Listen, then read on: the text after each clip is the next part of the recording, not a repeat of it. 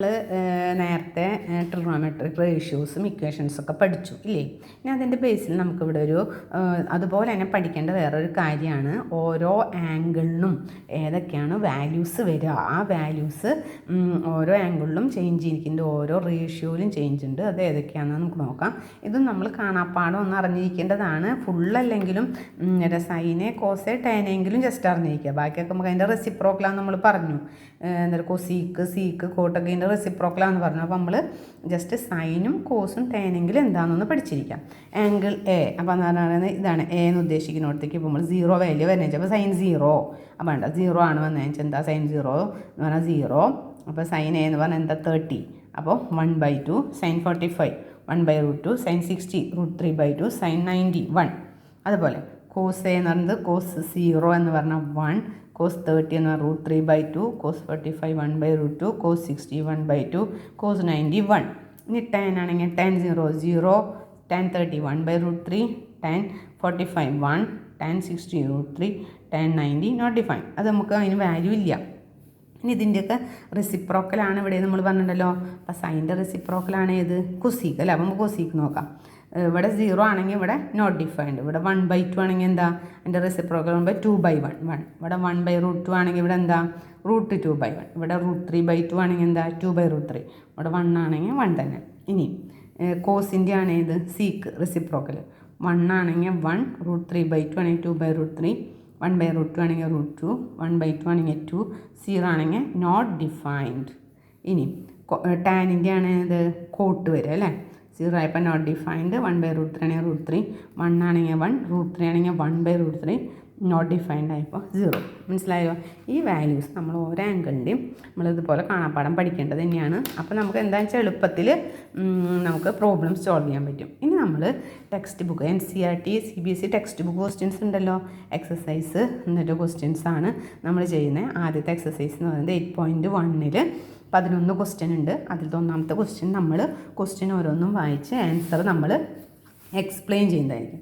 ഒന്നാമത്തെ ക്വസ്റ്റ്യൻ ഇതാണ്. In a triangle ABC right angle at B, അതായത് നമ്മളിവിടെ ഇങ്ങനെ വരച്ചിട്ടുണ്ട്. ബിയിലാണ് എന്ത് വരുന്നത് 90 ഡിഗ്രി എന്നുള്ളത് വരുന്നത്. പിന്നെ എന്താ പറഞ്ഞത് അറ്റ് B AB = 24. അപ്പോൾ നമ്മൾ ഫിഗർ വരച്ചെഴുതാണ് AB 24 സെൻറ്റിമീറ്റർ.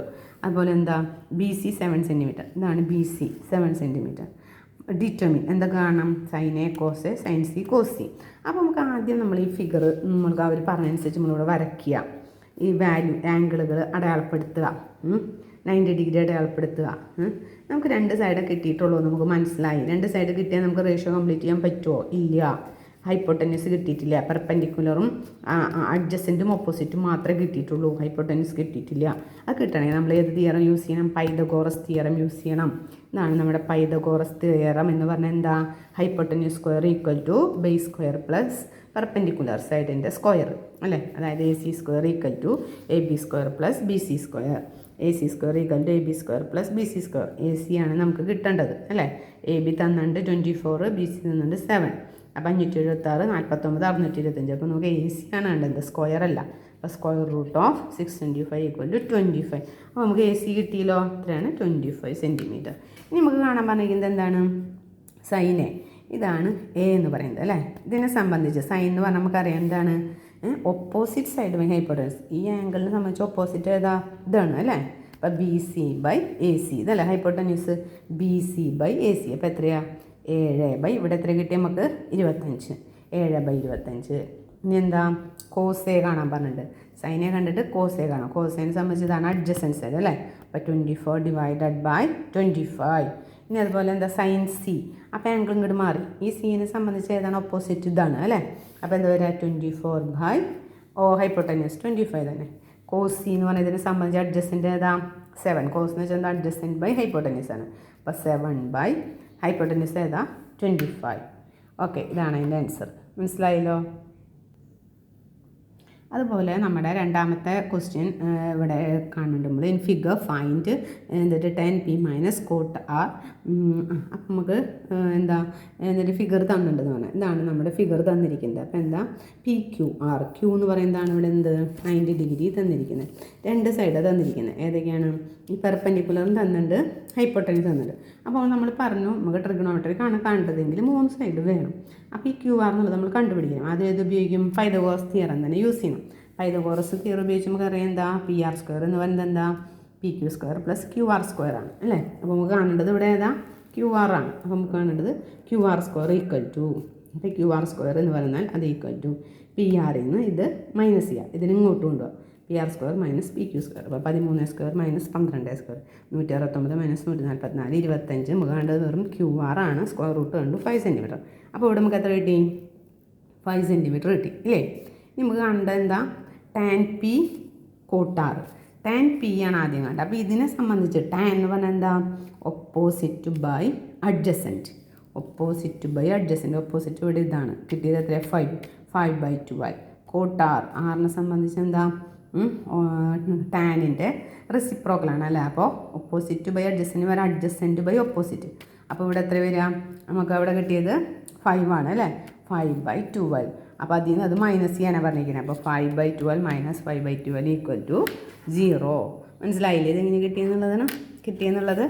അതാണ് നമ്മുടെ രണ്ടാമത്തെ ക്വസ്റ്റ്യൻ. അടുത്തത് മൂന്നാമത്തെ ക്വസ്റ്റ്യൻ എന്ന് പറഞ്ഞാൽ എന്താ sin A = 3/4. Calculate cos A tan A. Sine തന്നിരിക്കുന്നു, എന്നിട്ട് നമ്മളോട് കോസയും ടെനയും കാണാൻ പറഞ്ഞിരിക്കുന്നു. അപ്പോൾ നമ്മൾ ആദ്യം എന്ത് ചെയ്യുക? ഫിഗർ തന്നെ വരയ്ക്കുക. തന്നിരിക്കുന്നത് എന്താണ്? സൈനാണ്. സൈൻ എന്ന് വെച്ചാൽ എന്താ?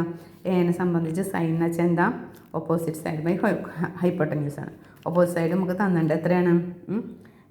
3/4. അതായത് നമുക്ക് 3, 4 കിട്ടിയിട്ടുള്ളത് ഈ 2 ഭാഗം. ഇത് കിട്ടിയിട്ടില്ല. അപ്പോൾ നമ്മൾ എന്ത് ചെയ്യണം? അതിന് നമ്മൾ ആദ്യം ഇങ്ങനെ എഴുതുക. Opposite side by hypotenuse BC/AC 3/4. അപ്പോൾ നമ്മൾ ആദ്യം ഇങ്ങനെ എഴുതുക. BC എന്ന് പറയുന്നത് നമുക്കൊരു വാല്യൂ കറക്റ്റായിട്ട് അറിയാത്തത് കൊണ്ട്, അടുത്ത വാല്യൂ എന്താണെന്ന് കറക്റ്റായിട്ട് അറിയാത്തത് കൊണ്ട് നമ്മളതിനെ 3K എന്നും AC എന്നുള്ളതിനെ 4K എന്നും ഇടുക. അതായത് 3, 4 ഇടുന്നതിന് പകരം 3K, 4K എന്ന് ഇടുക. എന്നിട്ട് പൈതഗോറസ് തിയറം യൂസ് ചെയ്യുക. നമുക്കറിയാം 2 സൈഡ് കിട്ടിയാൽ വലിയ സൈഡ് തന്നിട്ടുണ്ടെങ്കിൽ മറ്റൊരു സൈഡ് കിട്ടണമെങ്കിൽ എന്ത് ചെയ്യണം? മൈനസ് ചെയ്യണം, സ്ക്വയർ ചെയ്യുന്നത് അല്ലേ. AB² = AC² - BC². AC തന്നിട്ട് എത്രയാണ്? 4² - 3². അത് 16K² - 9 = എത്രയാണ് നമുക്ക് കിട്ടുക?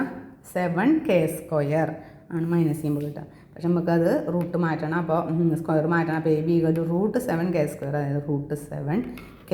√7K ആണ് നമുക്ക് എന്ത് കിട്ടിയത്? ഈ ഒരു സൈഡ് കിട്ടിയത്. √7 കാണേണ്ടത് എന്തായിരുന്നു? Cos A. കോസ് എന്ന് വെച്ചാൽ നമുക്കറിയാം അഡ്ജസൻറ്റ് ബൈ ഹൈപ്പോട്ടനസി ആണ്. അതായത് AB/AC ആണ്. അപ്പോൾ നമുക്കത് കിട്ടിയത് √7 ആണ്. അപ്പോൾ √7K/4. K = √7/4. പിന്നെ കാണേണ്ടതായിരുന്നു tan A എന്ന്. tan എന്ന് വെച്ചാൽ നമുക്കറിയാം എന്താണ്? Opposite side by adjacent side. അതായത് BC/AB. അപ്പം തന്നിട്ടുണ്ട് 3/√7. 3K/√7 3/√7. മനസ്സിലായല്ലോ? അതാണ് നമ്മുടെ മൂന്നാമത്തെ ക്വസ്റ്റ്യൻ. അടുത്തത് നാലാമത്തെ ക്വസ്റ്റ്യൻ ആണ്. അതിലെന്താ പറഞ്ഞിരിക്കുന്നത്? 15 cot A = 8. Find sin A and CK. 15 cot A = 8. അതാണ് നമുക്ക് തന്നിരിക്കുന്ന ഒരു ക്ലൂ. നമ്മളതിലും ചെയ്യേണ്ടത് എന്താണെന്ന് വെച്ചിട്ടുണ്ടെങ്കിൽ ആദ്യം നമ്മൾ എന്ത് ചെയ്യണം? ഈ റൈറ്റ് ആംഗിൾ ട്രയാങ്കിൾ വരയ്ക്കണം. അപ്പോൾ നമുക്ക് എന്താ കോട്ട് എന്താണെന്ന് മാത്രം കിട്ടണം അല്ലേ. അപ്പോൾ ആദ്യം തന്നുള്ളത് എടുത്ത് എഴുതി. 15 cot A = എത്രയാണ്? 8. കോട്ട എന്താണെന്ന് നമുക്ക് അറിയണ്ടേ? കോട്ട = 8 8 ഇവിടെ മൾട്ടിപ്ലിക്കേഷൻ ആയിട്ട് കിടക്കണം. അത് ഈക്വൽ അപ്പുറത്ത് പോകുമ്പോൾ ഡിവിഷൻ ആകും. അപ്പോൾ 8/15. കോട്ട = 8/15. അപ്പോൾ നമുക്കറിയാം കോട്ട എന്ന് വെച്ചാൽ എന്താണ്? 1/10 ആണ്. അതായത് അഡ്ജസൻറ്റ് ബൈ ഓപ്പോസിറ്റ് ആണ്. അതായത് AB/BC ആണ്. അപ്പോൾ നമുക്ക് കിട്ടിയിട്ടുള്ളത് ഏതൊക്കെയാണ്? ഒരു A എന്ന ആംഗിളിനെ സംബന്ധിച്ച് നമുക്ക് കിട്ടിയത് അഡ്ജസൻറ്റും ഓപ്പോസിറ്റും ആണ്. 8Kയും 15Kയും നമ്മൾ അതിനെ അടയാളപ്പെടുത്തി. അപ്പോൾ നമുക്ക് കിട്ടേണ്ടത് ഹൈപ്പോട്ടനസ് എന്ന് മനസ്സിലായല്ലോ. അതിൻ്റെ ഇക്വേഷൻ നമുക്ക് അറിയാമല്ലോ. അതിൻ്റെ ഇക്വേഷൻ വെച്ചിട്ട് നമുക്കറിയാം എന്താണ്? AC² = AB² + BC² ആണ്. അപ്പോൾ നമുക്ക് രണ്ടും കിട്ടിയിട്ടുണ്ട്. 8K² + 15K². 64 + 225 289. അതിൻ്റെ സ്ക്വയർ മാറ്റുമ്പോൾ നമുക്ക് 17K കിട്ടും. വാല്യൂ കറക്റ്റ് കിട്ടാത്തതുകൊണ്ടാണ് നമ്മൾ K വെച്ച് ചെയ്തായിരുന്നതെന്ന് പറഞ്ഞു. നമുക്ക് കാണേണ്ടത് എന്താണ്? സൈനും സീക്കാണ്. സൈൻ എന്ന് വെച്ചാൽ എന്താണെന്ന് നമുക്കറിയാം ഓപ്പോസിറ്റ് ബൈ ഹൈപ്പോട്ടനസ്. 3 വാല്യൂ കിട്ടി കഴിഞ്ഞപ്പോൾ നമുക്ക് കൊടുക്കാറിയാലോ. BC/AC 15K/17 = 15/17. സീക്ക് എന്ന് വെച്ചാൽ നമുക്കറിയാം 1/cos ആണ്. അതായത് ഹൈപ്പോട്ടനസ് മുകളിൽ വരും ബൈ അഡ്ജസൻറ്റ്. AC/AB. അപ്പോൾ നമുക്കറിയാം 17/8. ഇതാണ് നാലാമത്തെ ക്വസ്റ്റ്യൻ. ഓക്കെ.